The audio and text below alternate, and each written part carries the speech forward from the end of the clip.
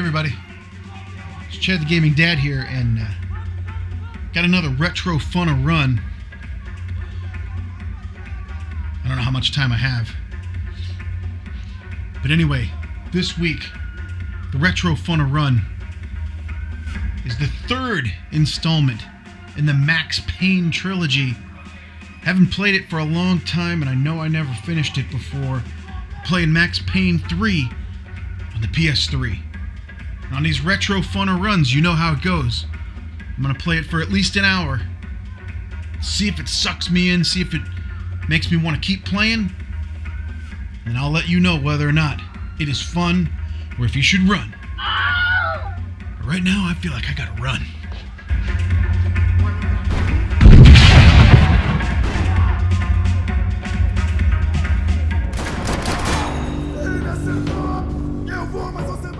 Hey everybody, Chad the Gaming Dad here on this episode of Fun or Run, the retro Fun or Run.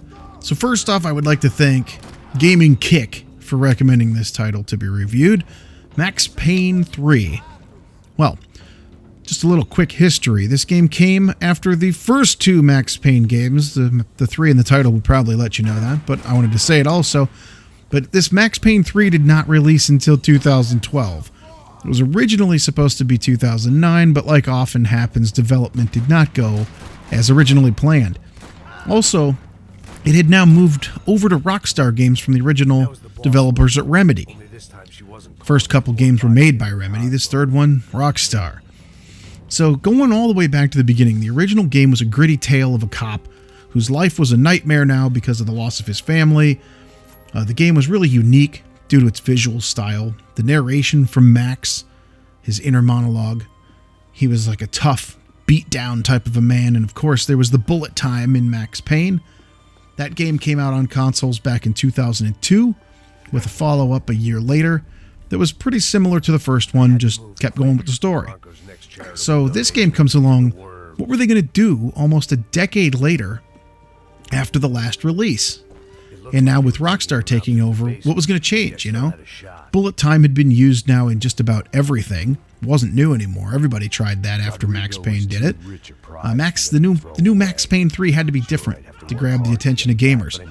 So they had a new setting. The setting was different. Max is now working security for a rich and powerful family in Brazil. The style was a little bit different, had more of a Rockstar feel, kind of like a GTA game. So it was facing some challenges, but, you know, let's see what happens.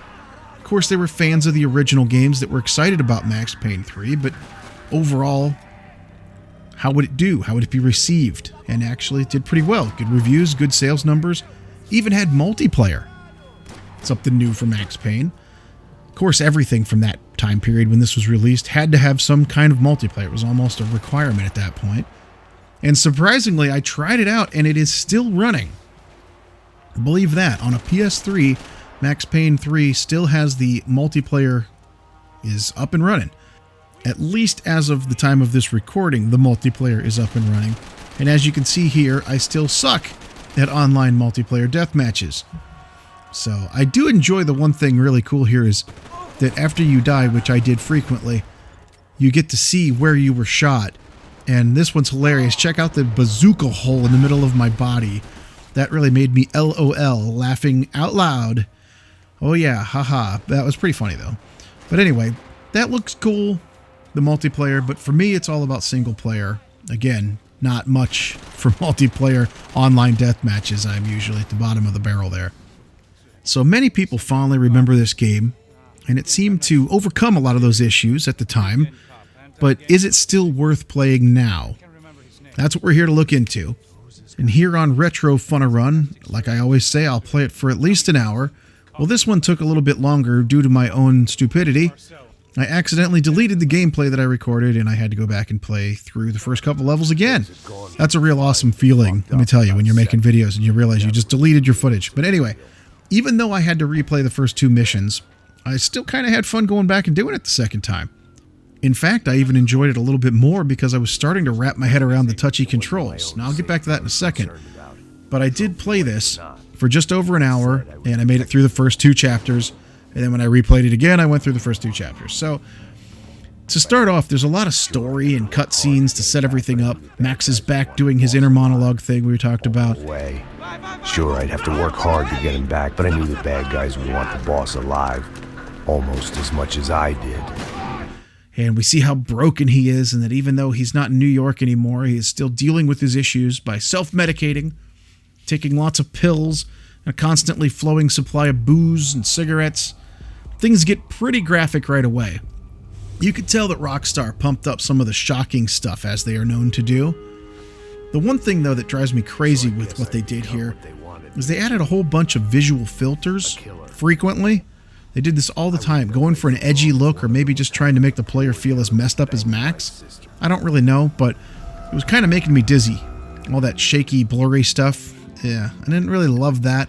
But even with that, I still really liked the overall atmosphere and all of the over-the-top action. A few weeks before, I was working a protection detail for the kind of people who need protection in a town like So this game does have the Max Payne bullet time, but it also relies heavily in a cover system.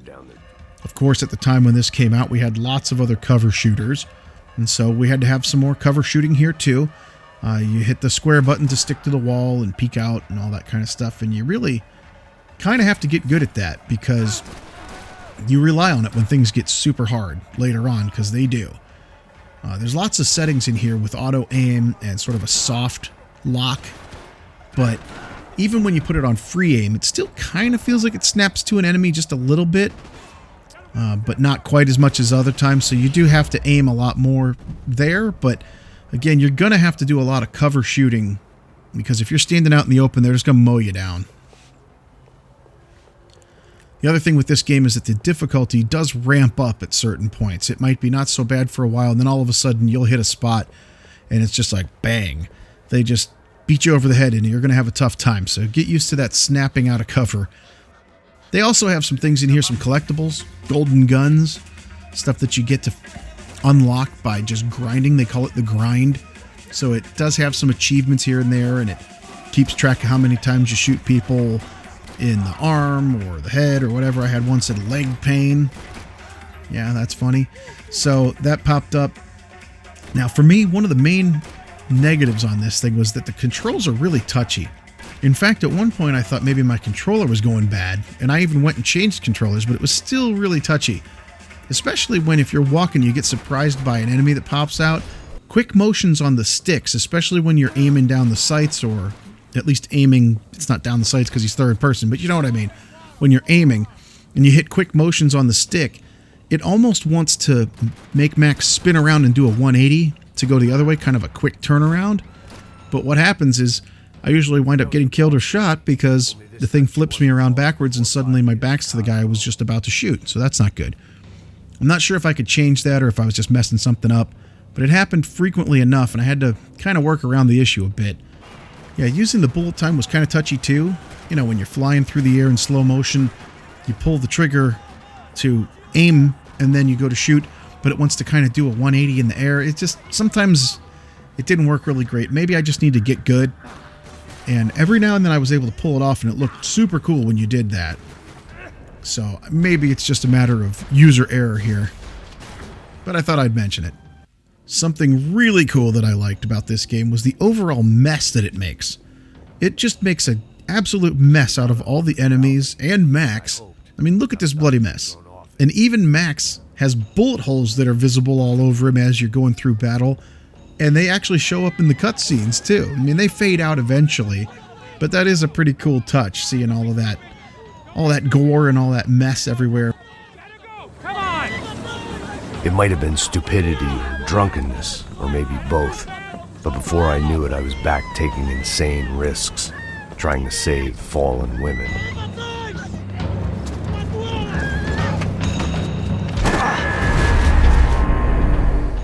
I also like how you get the super slow-mo kill for the last enemy in a group, where it shows the bullet flying almost like Sniper Elite, slow motion hitting the guy, and then of course half of his face falls off and gets all gross. That's pretty funny. I would have to say that Rockstar, they turned up the violence and gore on this game all the way up to the max. Get it? Max. Yeah, right. So again, like I was saying, there's a lot of difficulty spikes. It's very frustrating on occasion. I can see why I never finished this game before.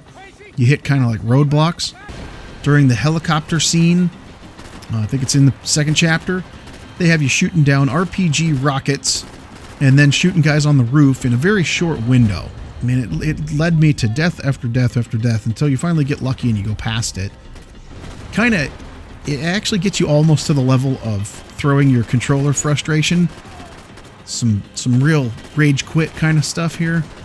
But this is where you might want to turn on the soft aim or the full aim so that you can just get through it, because it's a little bit challenging otherwise. Hey, but if you can do it with just no help with the aim or whatever, then kudos to you. But that kind of roadblocked me a little bit. I just think the controller might just be a little bit too touchy for me to be able to do 100% manual aim in these sections. The other thing is, especially with the rifle, right around that same point you have a rifle, which you don't even aim the same way. It doesn't have that dot in the middle of the screen. It has a laser thing. And because you're off to the side in third person, the laser is kind of hard to see where you're aiming. You just got to get close and shoot a whole bunch of times. Had trouble with some of that stuff. And actually the funniest thing I saw in this game was when I was struggling to shoot the bad dudes away from the girl that's running away from them. I missed one of the bad guys and I actually wound up shooting her. But it was funny because it gave me a slow-mo bullet cam going right into her face. That's the girl I was supposed to be saving, and then it just says failed. Taking it one sister at a time right now. That was really funny. I was laughing at that one. That was funny. So looking over the game as a total package, the game really does offer a lot. It is showing its age a little bit, but with all the content in single player, the multiplayer for now, and it even has arcade mode where you go for score, things like that. You get a lot of bang for the buck here. Now, I checked online and I found that this game is just almost free at this point.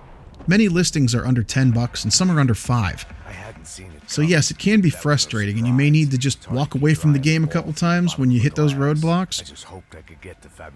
But when you get better, or hey, at least when you just turn on the soft lock, the aim assist, you will feel like an unstoppable John Wick and just mow down the enemies. Diving in bullet time, slow-mo, gory shots during gameplay, the rough, gritty tone and overall badassery of Max Payne. You know, they just don't make them like this much anymore. This one's absolutely not for the kids, but if you love good action and slow-mo scenes that make you go, oh, and some real holy crap moments, don't pass up Max Payne 3. It was good back when it came out, and to answer whether or not this game is fun now, is it fun or should you run? There's no doubt about it. This one's fun. So I guess I'd become what they wanted me to be. Some rent-a-clown with a gun who puts holes in other bad guys. Hey, thanks everybody for sticking with me and watching the entire video. I hope you liked it. The best way to help out the channel is to leave a like, leave a comment, and tell your friends. If you'd like to support the channel further, there are links in the description. But otherwise, always remember that you never outgrow video games. My name's Chad the Gaming Dad, and we'll see you on the next one. So long, everybody.